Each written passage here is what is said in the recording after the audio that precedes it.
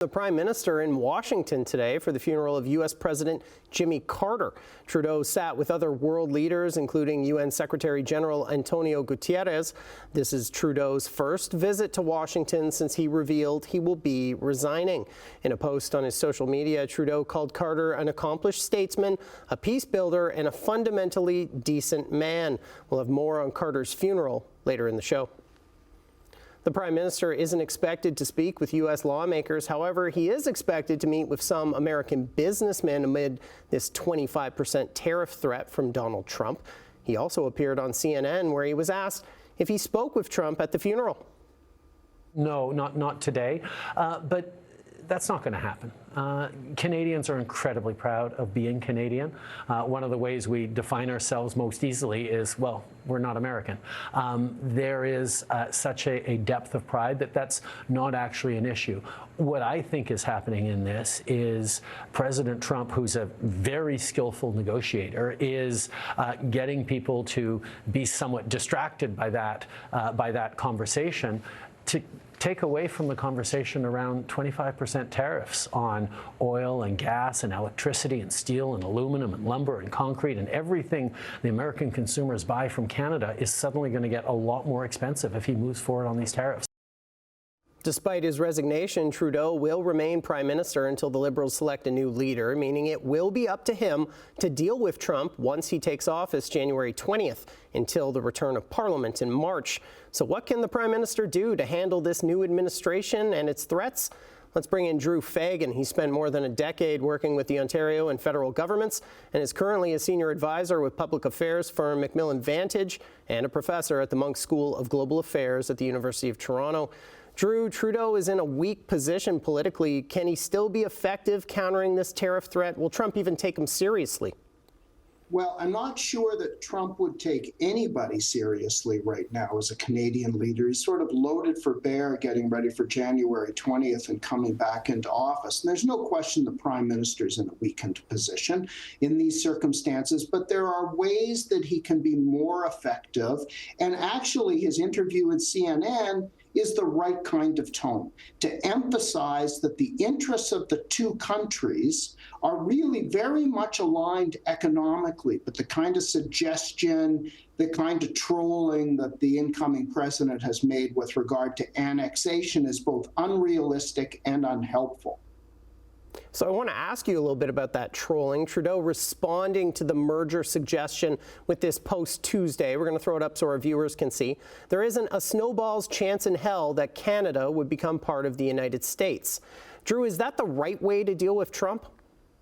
Well, again, Matt, I'm not sure there is a right way to deal with Trump right now, although there is a process that we should be undertaking to be prepared for negotiations with the United States in more of a months-long process that I'll mention in a second. But I think that message that you put on the screen was really aimed to a sizable extent at Canadians, to show that the Prime Minister, that the government understands Canadian perception with regard to the idea of annexation. There are few issues that would unite Canadians, like the idea of being annexed by the United States. Only about 15% of Canadians support that kind of idea. But the idea of closer integration with the United States in the interests of both countries, that still makes a lot of sense. And if he can move in that direction, particularly by telling Americans how they too will be hurt by tariffs, I think that's the right direction.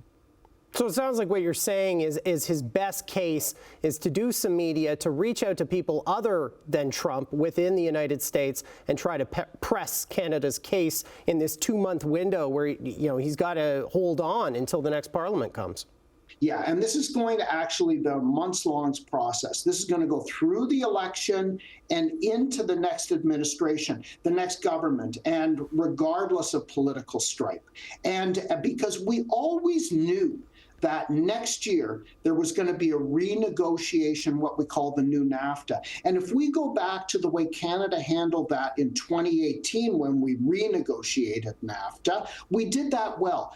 Canadian interests came together both politically and economically. And we made good proposals with the United States. When they did apply tariffs, we responded in kind. And that was the right kind of approach. And in the end, we got a pretty good deal out of what was the first Trump administration. I think thinking about that going forward is probably the right approach, with possibly putting some other sectors in the window for closer integration, like natural resources and critical minerals, making it more like the auto industry.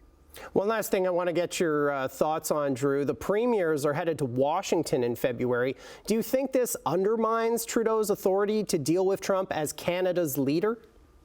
I think to a sizable extent, especially right now, it doesn't undermine him. It actually helps the Canadian interest. And you can see Premier Doug Ford, who's kind of what's known as the Council of Federation, the committee of all premiers. He's right now the chair, and you can see him stepping up very deliberately in that context. So as long as we're speaking relatively with one voice in the same message, the number of people actually speaking can be helpful. I think it's actually to our advantage that the premiers go south and say it's in our mutual advantage, Canada and the United States, to be trading and investing together. But the way you're going about this right now, Washington, is not helpful.